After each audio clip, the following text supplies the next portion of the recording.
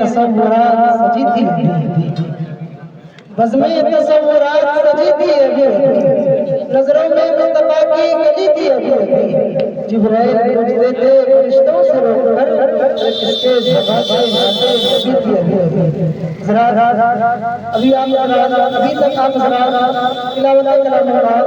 اور نعت رسول اللہ صلی اللہ علیہ وسلم کو سن کر اپنے قلب و جگر میں ایمان و عمل کی شمع جلائے اور اپنے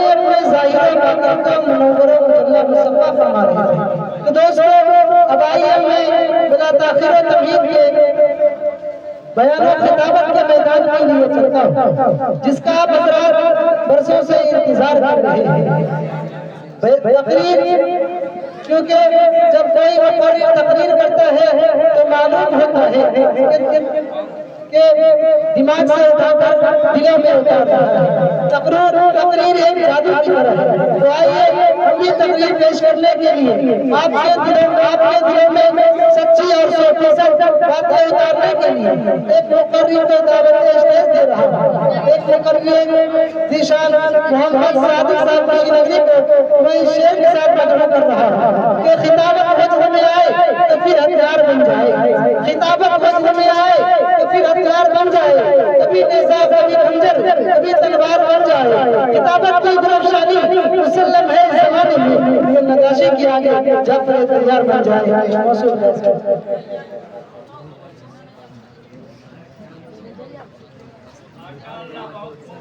الحمدللہ رب العالمین والصلاة والسلام على سید المرسلین وعلى آلہ وصحبہ اجمعین اما بعد۔ 100% تقریب و تعظیم کے مستحق حضرات اساتذہ کرام اور ہمارے ہم مکتب ہم نشست طلبہ اعزاز اور قرب جوار سے تشریف لانے والے مہمان کرام، آج میں جس موضوع پر اپنے لبوں کو جنبش دینے کی سعادت حاصل کر رہا ہوں وہ انتہائی حساس موضوع ہے۔ اگر میں یوں کہوں تو بیجا نہ ہوگا کہ آج دنیا مدارس اسلامیہ میں پڑھنے والے طالب علم کو حقارت کی نگاہ سے دیکھتی ہے، بلکہ حقارت کی نگاہ سے دیکھتی ہی نہیں، اسے احساس کمتری کا احساس دلانے میں کوئی کسر نہیں چھوڑتی۔ میں ان دنیا والوں کو بتا دینا چاہتا ہوں جہاں پر جا کر آپ کی سوچ کی انتہا ہوتی ہے وہاں سے مدرسے کے طالب علم کی سوچ کی ابتدا ہوتی ہے۔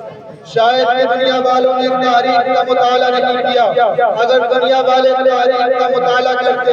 اور تاریخ کے اوراق کو کھولتے تو کبھی اس غلط فہمی میں مبتلا نہ ہوتے کہ مدارس اسلامیہ کا طالب علم زیادہ سے زیادہ کسی مسجد کا امام ہو سکتا ہے یا 5000 کی تنخواہ پر کسی مدرسے میں خدمت انجام دے سکتا ہے،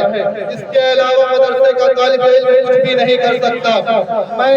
آپ حضرات کو ماضی کے میرے وادیوں میں لے چلتا ہوں اور ایسے شخصیتوں سے آپ کو روبرو کرواتا ہوں جو انہی مدرسے کے طالب علم تھے، جن کے علم کا لوہا فقط اہل مدارس ہی نہیں بلکہ پوری مغربی دنیا ماننے پر عاجز ہو گئی اور ان کے علم کے آگے سر ہم تسلیم کر لیا۔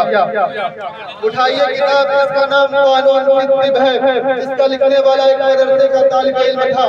جو 10 سال کی عمر میں حافظ قرآن بنا اور اس نے اسی کتاب لکھی کہ انگریز آج بھی ان کی کتاب کو چاٹتے ہیں تب جا کر ڈاکٹر بنتے ہیں۔ اگر صادق جھوٹ بولتا ہے تو پوچھو دنیا والوں، میڈیا والوں، تمہیں بڑا شوق ہے نا کہ مدرسوں میں انگلش نہیں پڑھائی جاتی، انگریزی پڑھ کر کوئی ڈاکٹر، انجینئر، پروفیسر بنتا ہے، یہ تمہاری غلط فہمی ہے، غلط سوچ ہے۔ ہمارے بچے مدرسوں میں پڑھ کر کے بڑے بڑے ویدوان بنے ہیں۔ اٹھاؤ تاریخ، دنیا کا سب سے پہلا آئی سرجن کون ہے؟ مدرسے کا پڑھا ہوا۔ دنیا میں آپریشن کو ایجاد کرنے والا کون؟ جس کا نام ابو القاسم الزہراوی ہے، جو مدرسے کا پڑھا ہوا تھا۔ اٹھاؤ تاریخ دنیا کا، دنیا میں ڈاکٹروں کا امام 1923 کی یہ کتاب کس کو ملا؟ مدرسے کا پڑھا ہوا محمد بن زکریا الرازی جو مدرسے کا پڑھا ہوا تھا، جس نے چیچک جیسی مہلک بیماری کی کھوج کی، وہی ابو بکر محمد بن زکریا الرازی جو مدرسے کا پڑھا ہوا تھا۔ آیورویدک دوائی کو آپ لوگ آیورویدک انڈیا بولتے ہو نا، اس آیورویدک دوائی کی کھوج کرنے والا کون؟ یاد رکھو دنیا والوں، اس آیورویدک دوائی کی کھوج کرنے والا اس کا نام محمد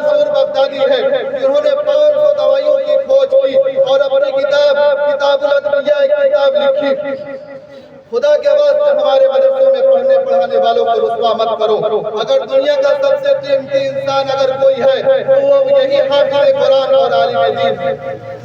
انہی مدرسے کا طالب علم ابو علی سینا کی کتابیں 800 سال تک یورپ کی میڈیکل کالجوں میں پڑھائی جاتی رہی اور علم طب کا حقیقی ڈھانچہ ابو علی سینا کی کتابوں پر رکھا گیا، لیکن بدقسمتی سے ہم اپنا قیمتی سرمایہ اپنی غفلت کی بدولت مغرب کو دے کر خود پس منظر میں چلے گئے اور آج جدید علم و ایجادات کی کوئی بھی قابل ذکر کارنامہ سر انجام نہ دے۔ آج ہم اپنے عروج کے سنہرے ادوار کو ہی یاد کرتے خوشگواری میں کھوئے رہے اور غیر ہمارے علوم سے فائدہ اٹھاتے رہے۔ اگر دیکھا جائے تو آج کی سائنس اور ٹیکنالوجی میں کسی بھی مسلم موجود کا نام قابل ذکر دکھائی نہیں دیتا۔ جہاں بھی دیکھو ہر میدان میں مغرب نے اپنی ہی کامیابی کے جھنڈے گاڑے۔ یاد رکھو جو تحقیق اور علوم ہماری میراث تھی آج ان کے وارث کوئی اور ہے۔ ہم بس ان کی بنائی ہوئی چیزوں کو استعمال میں لا کر خود کو خوش قسمت سمجھتے ہیں۔ یاد رکھو یہ خوش قسمتی بھی ہماری بدبختی کا پیش خیمہ بن رہی ہے، کیونکہ ہماری نئی نوجوان نسل اس ٹیکنالوجی سے کچھ سیکھنے کے بجائے اپنا وقت برباد کرنے میں مگن۔ سامعین کرام، آج اس صورتحال میں ایک لمحے کے لیے رک کر سوچنے کی ضرورت ہے کہ اگر جدید ذرائع ابلاغ کا استعمال منفیت، شیطانی افکار و نظریات اور فحاشی اور عریانیت کو فروغ دینے کے لیے ہو رہا ہو، بدقسمتی سے فی الواقع کم و بیش ایسا ہو بھی رہا ہے جس کے اثرات ہمیں ہر دوسرے تیسرے دن خبروں میں دیکھنے کو ملتے ہیں۔ نوع انسانی سماج اور اعلیٰ انسانی اقدار کا کیا مطلب؟ یاد رکھو دنیا والوں، یاد رکھو آج جدید ذرائع ابلاغ کی صورت میں میسر سہولت کسی خاص طبقے کی جاگیر نہیں، بلکہ اس میں ساری انسانیت کا آزادانہ حصہ ہے۔ خیر و شر کے لشکروں میں سے جو جتنا چاہے اسے حاصل کر لے۔ ایک ایسے وقت میں جب ان ذرائع کا استعمال کرتے ہوئے انسانیت کا وجود خطرے میں ڈالا جا رہا ہے اور اسے خوشنما ناموں کے ساتھ زہر حلال کھلائی جا رہی ہے۔ سامعین کرام، بحیثیت مسلمان ہمارا فرض ہے کہ ہم انسانیت کو ساحل نجات بخشنے کا سبب بنے اور اسی تمدن کی وادیوں میں تہذیب اور شائستگی کے جام پلانے کا جدید انداز اختیار کریں، کیونکہ رسول اللہ صلی اللہ علیہ وسلم کا ارشاد گرامی ہے کہ اللہ کی قسم اگر ایک آدمی بھی تمہارے ذریعے ہدایت پا جائے یہ چیز تمہارے لیے سوٹ سے بہتر ہے۔ آج جدید ذرائع ابلاغ اور سوشل میڈیا کو صہیونی سازش اور مغربی تہذیب کے فروغ کے آلات اور شیطانی کھلونے قرار دے کر اس سے فرار اختیار کرنا، یاد رکھو اس میدان کو خالی اور نوجوان اور نسلوں کو بے یار مددگار چھوڑنے کے فکر، کیونکہ رسول اللہ صلی اللہ علیہ وسلم کی بعثت ہوئی تو آپ صلی اللہ علیہ وسلم نے اس کے دعوت اور دعوت اسلام کے لیے خاص طور پر صفا کی چوٹی کا انتخاب فرمایا۔ آپ صلی اللہ علیہ وسلم کا یہ انتخاب محض اتفاق نہیں تھا، بلکہ آپ صلی اللہ علیہ وسلم نے اہل مکہ کے اس پلیٹ فارم کو استعمال کیا جو ان کی یہاں رائج اور معتبر تھا۔ اہل مکہ کا رواج تھا کہ جب انہیں کسی اہم بات کی خبر دینی ہوتی تو وہ صفا کی چوٹی پر چڑھ کر آواز لگاتے۔ صفا کی چوٹی پر لگنے والی آواز اس بات کی علامت ہوتی کہ کوئی اہم بات پیش آئی ہے۔ تمام کے تمام اہل مکہ اہتمام کے ساتھ جمع ہوتے اور ہوا تک گوش اعلان کرتے۔ گویا کہ اہل مکہ کے یہاں ذرائع ابلاغ کی صورت میں سب سے اہم اور ذرائع ابلاغ اس وقت آپ صلی اللہ علیہ وسلم نے ذرائع ابلاغ کو کفار و مشرکین کے پلیٹ فارم قرار دے کر ترک نہیں فرمایا، بلکہ آپ صلی اللہ علیہ وسلم نے اسی پلیٹ فارم کو استعمال میں لاتے ہوئے اسے دعوت دین کا ذریعہ بنایا۔ جس پلیٹ فارم پر کفار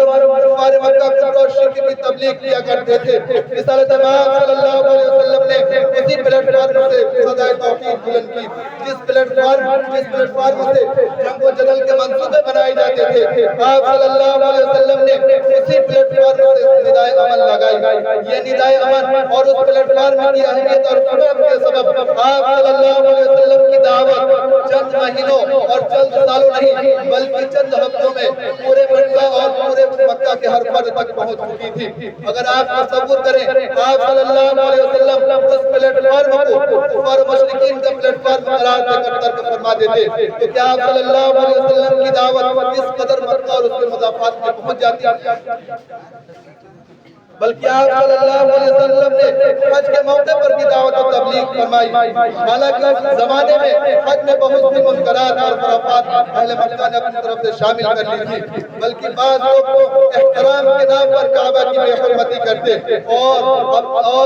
مینا اور عرفات میں اللہ کی حمد و ستائش کے بجائے اپنے آباء و اجداد کی تاریخوں کے نغمے گاتے اور قصائد پڑھتے جاتے۔ عکاظ کا میلہ تو خالص تجارتی میلہ تھا اور اس میں شراب و کباب کی محفلیں آراستہ کی جاتی جو عائش خوشیوں اور سرمستیوں بلکہ بدمستیوں کے لوازمات میں سے ہیں۔ ان تمام کے تمام منکرات کے باوجود آپ صلی اللہ علیہ وسلم حج کے اجتماعات اور عکاظ کے میلے میں جاتے اور پوری قوت اور پوری وقار و تمکنت کے ساتھ آپ دعوت حق فرماتے اور اہل مدینہ حج کے اجتماعات کی برکت سے حلقہ بگوش اسلام ہوئے اور ایسے جانکار ہوئے کہ تاریخ عالم میں اسے جانکاری اور پرسگی کی مثالیں تھیں۔ آپ صلی اللہ علیہ وسلم نے ان اجتماعات میں جانا اور وہاں جا کر دعوت حق دینا اور دعوت و تبلیغ کے لیے زبان و بیان کے سارے ذرائع ابلاغ کا استعمال کرنا اس زمانے کے طاقتور ترین اور وسیع الاثر ذرائع ابلاغ میں استعمال کی بہترین مثالیں۔ آج اپنے عہد کے ذرائع ابلاغ سے فائدہ اٹھانا اور وہاں تک رسائی حاصل کرنا یہ صرف مصلحت کا تقاضا نہیں بلکہ آپ صلی اللہ علیہ وسلم کے پیغام ہے۔ میں اس شعر کے ساتھ اپنی بات کو ختم کرتا ہوں کہ تم شوق سے کالج میں پڑھو، پارک میں کھیلو، جائز ہے کہ غباروں میں اڑو، چرخ پہ جھولو، پر ایک سخن بندہ عاجز کی رہے یاد کہ اللہ اور اپنی حقیقت